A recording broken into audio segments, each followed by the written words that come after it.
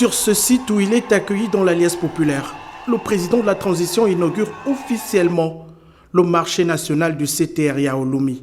Une très bonne chose. Et je tiens à remercier vraiment sincèrement le président Brice Clotaire Oligui Nguema pour ce qu'il est en train de faire envers tous les Gabonais, que ce soit les hommes, les femmes et les enfants, et même les vieillards aussi. Donc aujourd'hui, je me réjouis de ce bijou. Pour obtenir un box ici, ce n'est pas compliqué. Il s'agit d'aller à la BCG, la banque qui se trouve en face de Matériaux Réunis, ouvrir un compte avec 25 000 francs pour les femmes qui veulent les étals ou encore 50 000 francs pour celles qui sollicitent les box en haut. Voilà. Et dès qu'on a terminé avec la banque, on va se faire enregistrer à la mairie du 5e arrondissement. Et c'est la mairie du 5e arrondissement qui nous donne quitus à vendre ici.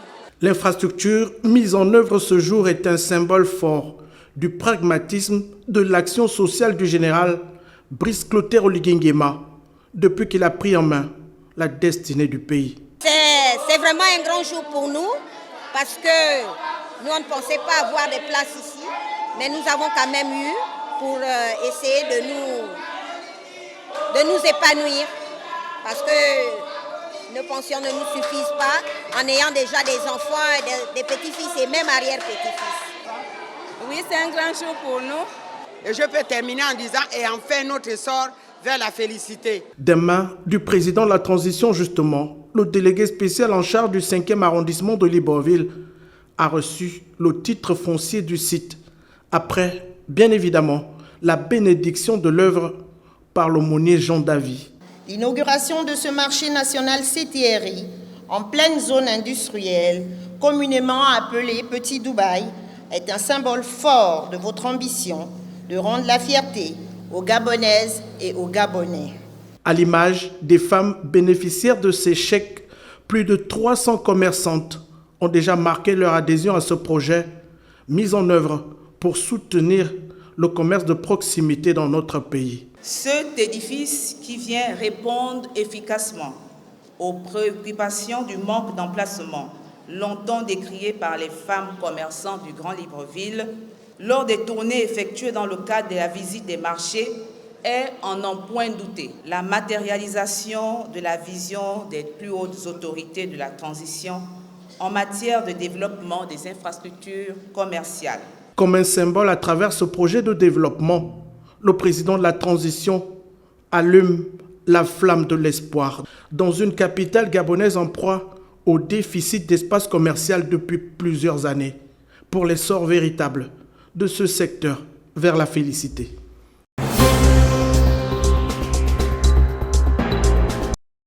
Comme des citoyens ordinaires, avec des chariots, le président de la transition et la première dame du Gabon font leurs emplettes. Dans cet espace commercial, fruit d'un partenariat public-privé, le couple présidentiel apprécie mieux la qualité des produits locaux et des tarifs concurrentiels proposés aux consommateurs de toutes conditions. Aujourd'hui, nous sommes à un market moderne qui offre des produits locaux frais à des prix défiant toute concurrence. Ce magasin a la particularité d'offrir des réductions par l'entremise des cartes de fidélité. Ce sont des réductions qui peuvent aller jusqu'à 10%. Et sur le marché, ils appliquent les prix les plus compétitifs. Voilà ici un peu la manifestation de la politique du chef de l'État, qui est celle d'offrir aux Gabonais une qualité de vie, de lutter contre la vie chère et surtout, ce que moi je retiens, c'est le dynamisme de l'activité entrepreneuriale et commerciale dans notre pays. L'espace commercial, officiellement ouvert au grand public, ce jour incarne la vision inclusive et sociale impulsée par le général Brice Clotaire Oligui Nguema pour faciliter encore l'existence de ses concitoyens. Nous avons dans ce magasin de la tomate produite par un jeune entrepreneur ogivain. Donc c'est un partenariat que les opérateurs économiques ont tissé avec un jeune entrepreneur qui produit de la tomate et des autres produits de la terre. Ceci est déjà la manifestation de l'inclusion des jeunes Gabonais qui veulent bien travailler. À côté de cela, nous avons également des employés gabonais qui sont recrutés par ce groupe en fonction de leur compétences en fonction de leur disponibilité, en fonction de leur volonté également à travailler dans ce service. Donc c'est un partenariat public-privé prometteur, efficace, tissé sous les plus hautes impulsions du chef de l'État. Alléger le panier de la ménagère pour améliorer le quotidien des Gabonais. Inlassablement, le président de la transition, le général Brice Clotaire Oligui Nguema, s'attelle à la tâche pour la matérialisation de ses objectifs de développement social.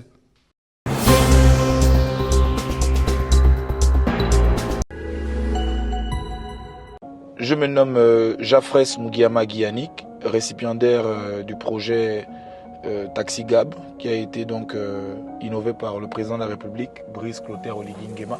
Je loue cette action parce que cette action est donc venue à point nommé. Elle est venue m'aider à rentrer dans mes charges au niveau de la famille, etc. Et aussi à me mettre un peu plus actif sur, on va dire, sur la vie dans le monde du travail. Les promesses du président de la transition ne sont pas de vains slogans. La deuxième phase de Taxi Gab Plus est aux portes de la capitale gabonaise. Cette initiative du chef de l'État vise à soutenir l'entrepreneuriat et l'insertion professionnelle des jeunes. Ce programme, qui à sa seconde étape comptabilise également 400 taxis, qui s'étendra au fur et à mesure sur l'ensemble des capitales provinciales. Que nous sommes en attente de 399, donc 400 véhicules qui arrivent d'ici la fin du mois prochain afin de pouvoir toujours pallier au chômage. Le projet Taxi Gab Plus est une brèche pour le développement du secteur des transports urbains avec plus de mobilité pour les populations. Première vague, le bilan, il est bien. C'est vrai que nous rencontrons quelques difficultés, comme partout, mais le bilan est assez bien. Au niveau des accidents, aujourd'hui, on enregistre 2 accidents des voitures irrécupérables, contrairement à ce qu'on nous montre sur les réseaux. Et par rapport à l'avancée, au versement journalier des chauffeurs, 80% sont à jour et les 20 autres %, on essaye toujours de les ramener à l'ordre. Contrairement à ce qui est véhiculé sur les réseaux sociaux, les Taxi Gab Plus garantissent sécurité et qualité des services. À la jeunesse de saisir à nouveau cette opportunité offerte par le président de la transition.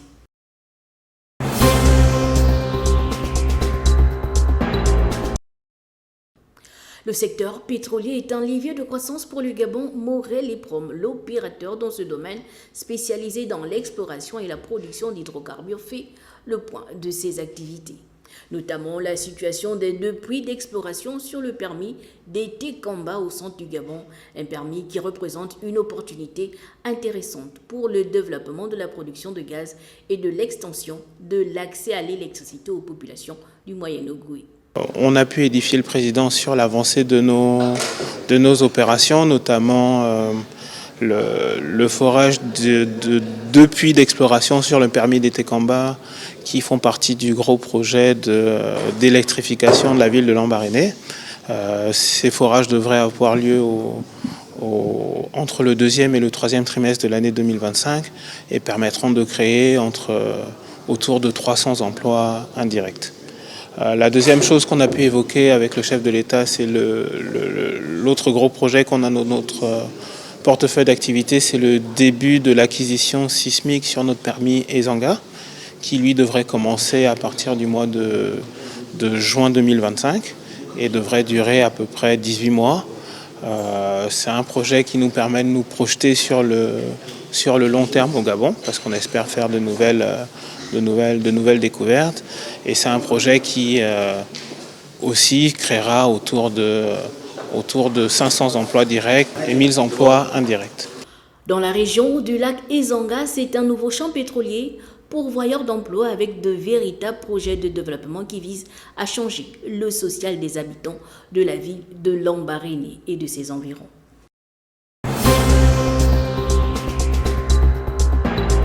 Banjul, capitale gambienne, accueille du 31 janvier au 1er février 2025 une nouvelle édition du Forum des opérateurs pour garantir de l'émergence économique en Afrique. Événement qui voit la participation du vice-président de la transition en lieu et place du chef de l'État, Brice Clotaire Oligui Nguema. L'Africa Investment Forum est une plateforme multipartite et pluridisciplinaire qui fait progresser les projets jusqu'au stade de la bancabilité. lève des capitaux et accélère les transactions jusqu'à la clôture financière. Sa vision est de canaliser les capitaux vers les secteurs critiques pour atteindre des objectifs de développement durable. Accueilli et installé par les autorités gambiennes, Joseph Ovandobert a reçu en présence du ministre des Affaires étrangères et de ses collaborateurs, ses compatriotes installés en Gambie depuis plusieurs années. Je suis en Gambie depuis 3 ans. J'ai été invité par les autorités gambiennes pour 2 semaines et grâce à Dieu, je suis resté 3 ans. Et j'ai saisi cette occasion pour pouvoir apporter en fait l'expertise gabonaise à l'étranger et voir la Gambie, qui est un très bon pays.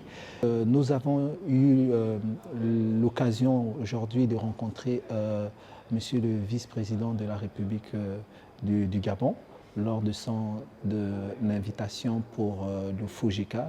Et notre cabinet va participer dans le cadre des affaires, dans le cadre de la mise en relation. Et également, nous comprenons aussi que la Gambie a des opportunités pour pouvoir présenter au Gabon et que le Gabon aussi peut saisir car la Gambie a besoin de l'expertise gabonaise sur tous les plans, que ce soit la formation, que ce soit l'entrepreneuriat, la création d'entreprises et même de représentations. Le séjour en Gambie du vice-président de la transition Joseph Ovandobert sera une nouvelle occasion de vendre la destination gabonaise et les opportunités qu'elle offre à l'Afrique. L'eau torchon brûle ici à Mabanda dans le département de la Lutsila. Sur le terrain, notre équipe de reporters s'est rendue dans les différents sites où sont exécutés certains travaux de construction. Fort est de constater que malgré la présence des équipes rompues à la tâche, les populations de Mabanda ne reconnaissent pas ces projets, qui faisaient l'objet d'une rencontre tenue le 29 septembre dernier entre filles et fils de la localité. Le 29 septembre 2024 dernier, c'était la finale. Les projets ont été ficelés, accompagnés de montants affectés. Le comité de pilotage installé, on attendait que le coup d'envoi, pour que le match commence. Mais malheureusement, il débarque depuis Libreville, des enfants, des gens qui viennent, des éducateurs, avec des projets dont nous ne connaissions pas le sens. Où est donc passé le milliard affecté pour la réalisation des projets et pourtant bien ficelé et adopté par les villageois? Et on a inventorié, on a fait une sélection de ces projets-là et on les a ficelés sur un papier. Bon, donc, le milliard qui a été octroyé au département de la Chila, nous y retrouvons pas. Je dirais même que le milliard est inexistant. À qui incombe donc la responsabilité de ce litige qui freine le développement de la Lutsila? Le séjour du directeur général de Radio Gabon avait pour but de ramener la sérénité au sein de cette station provinciale de la Nyonga, qui faisait l'objet d'une grève lancée par le collectif des agents de cet outil de communication, qui revendique les meilleures conditions de vie et de travail. Cette visite guidée aux côtés du gouverneur de province avait pour sens de trouver des solutions immédiates pour sortir de cette crise qui paralysait ce secteur, conformément au cahier des charges présenté par le collectif. Sur les 3 points de revendication que le collectif avait inscrit dans son cahier de charges, on va dire que le premier point a trouvé plus ou moins satisfaction, même s'il reste encore 2 points à résoudre. Mais nous allons continuer en service minimum parce que sur les 3 points inscrits dans le cahier des charges, il n'y a qu'un seul qui a trouvé satisfaction. En direct de Radio Massanga, le directeur général de Radio Gabon s'est exprimé. Au niveau de Libreville, tous les points évoqués dans le cahier des charges ont été élagués, ont été traités avec une grande diligence, dont nous ne comprenions plus pourquoi cette grève perdure, dont nous devons améliorer l'existence.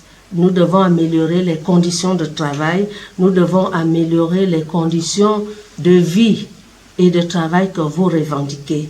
Et les plus hautes autorités prennent ce problème à bras le corps. La communication est au cœur au cœur de cette politique des nouvelles autorités. Pour l'heure, les activités à Radio Massanga ont bel et bien repris, mais en service minimum. Le personnel administratif en poste à Oyem, à l'heure de la présentation des vœux les meilleurs de Nouvel An au gouverneur de la province du Wolendem. Occasion pour la directrice provinciale de la fonction publique de souligner les difficultés auxquelles fait face l'administration locale. Le personnel administratif de la province du Wolendem, dont vous avez la lourde charge de diriger, par ma voix vous adresse à votre famille ainsi qu'à vos proches des vœux de santé, de prospérité, de bonheur. Permettez-nous de porter à votre attention, en tant que première autorité de la province, représentant son Excellence, Monsieur le Président de la Transition, Brice Clotaire Oligui Nguema, les difficultés auxquelles fait face notre administration. Nous déplorons ainsi l'insuffisance des bâtiments administratifs et ceux qui existent sont en majorité dans un état de délabrement avancé. L'insuffisance des moyens roulants pour les directeurs, l'absence d'un fichier unique de référence pour une gestion de proximité des situations administratives des agents publics, l'insuffisance des ressources humaines, notamment les agents de la main-d'œuvre non permanente. En retournant ses vœux aux initiateurs de cette agréable surprise, le gouverneur de province a rappelé un certain nombre de postures par rapport aux administratifs, entre autres la ponctualité. C'est la première fois que je participe à une telle cérémonie. C'est pour dire que je pense que j'ai le devoir aussi de vous retourner tous ces vœux. Que 2025 soit une année prospère, individuellement et collectivement. La première recommandation qui est faite à l'administratif, c'est d'abord la ponctualité, donc la présence. Mais il arrive bien souvent que certains responsables se retrouvent du côté d'Ivoirine sans que nous n'en soyons informés. On ne demande même pas l'autorisation, on demande l'information ou encore la justification du déplacement en dehors de certains services spécifiques. Je pense au FDS, je pense au corps judiciaire, etc., etc. Donc, la ponctualité reste, à mon avis, la règle la plus élémentaire pour l'agent public. À côté de cette ponctualité, il y a la solidarité également. Vous savez, même si on arrive d'être évalué individuellement, mais c'est le travail final qui compte. Donc, c'est le service, c'est la direction, etc. Donc il faut faire preuve de beaucoup de solidarité pour pouvoir répondre aux attentes de vos hiérarchies respectives. La cerise sur le gâteau de cette manifestation symbolique, la remise d'un magnifique cadeau au dépositaire légal de l'autorité de l'État dans le Wolendem.